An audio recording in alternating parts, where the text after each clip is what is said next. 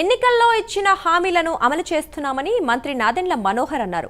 గతంలో ఎన్నడూ లేని విధంగా రాష్ట్రంలో 35 మెట్రిక్ టన్నుల ధాన్యం కొనుగోలు చేశామన్నారు. దీపం పథకం కింద ఉచిత గ్యాస్ సిలిండర్ అందిస్తున్నామంటున్న మంత్రి నాదెండ్ల మనోహర్తో మా ప్రతినిధి చంద్రశేఖర్ ఫేస్ టు ఫేస్. విశాఖలో ఏపీ పౌర సరఫరాల శాఖ మంత్రి నాదెండ్ల మనోహర్ అయితే పర్యటిస్తున్నారు. ఈ నేపథ్యంలో అయితే రాష్ట్ర వ్యాప్తంగా దీపం పథకం కింద అయితే 99,000 మంది మహిళలు దీపం పథకం కింద ఉచిత గ్యాస్ని వినియోగించుకున్నారంటూ కూడా నాదెండ్ల మనోహర్ అయితే చెప్పిన పరిస్థితి కనిపిస్తుంది. ప్రస్తుతం మనతో పాటు ఏపీ పౌర సరఫరాల శాఖ మంత్రి నాదెండ్ల మనోహర్ ఉన్నారు. వారిని అడిగి మరిన్ని విషయాలు అయితే తెలుసుకునే ప్రయత్నం చేద్దాం. రాష్ట్రంలో కనివినీరని రీతిలో దీపం 2 పథకం మొదటి విడతలో 98,25,000 వరకు అద్భుతంగా బుకింగ్స్ జరిగినాయి. నిన్న మొన్న కొంత ట్రాన్స్పోర్ట్ స్ట్రైక్ ఉండింది. ఇవాళ ఆఖరి రోజు మొదటి విడతది. సో ఖచ్చితంగా 1 కోటి వరకు చేరుతుందని మేము ఆశిస్తున్నాం. రెండో విడత అంటే ఈ కొత్త ఆర్థిక సంవత్సరంలో 3 గ్యాస్ సిలిండర్లు ఉచితంగా మళ్ళీ దీపం పథకం కింద గౌరవ ముఖ్యమంత్రి గారు అదేవిధంగా గౌరవ ఉప ముఖ్యమంత్రి గారి ఆలోచనతో చేస్తున్న పథకం సూపర్ 6లో భాగంగా ప్రతి ఇంటికి 3 సిలిండర్లు ఇస్తాం.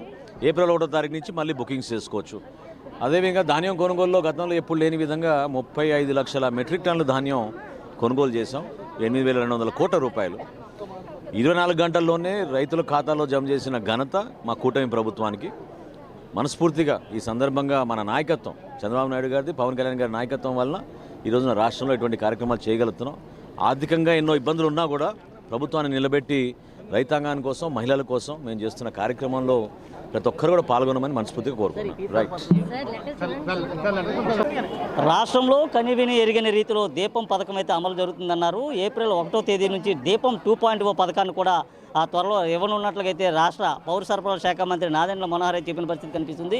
ముఖ్యంగా చూసుకుంటే గత ప్రభుత్వంతో పోల్చుకుంటే ఈ ప్రభుత్వం ధాన్యం కొనుగోలు విషయంలో ముందంజలో ఉందన్నారు. ఎప్పటికప్పుడే 24 గంటల్లో నేరుగా రైతుల అకౌంట్లోకి నగదు జమ చేయబడుతుందంటూ కూడా నాదెండ్ల మనోహర్ చెప్పిన పరిస్థితి కనిపిస్తుంది. వీడియో జర్నలిస్ట్ జీవంతో చందు, ప్రైమ్9 విశాఖ నుండి.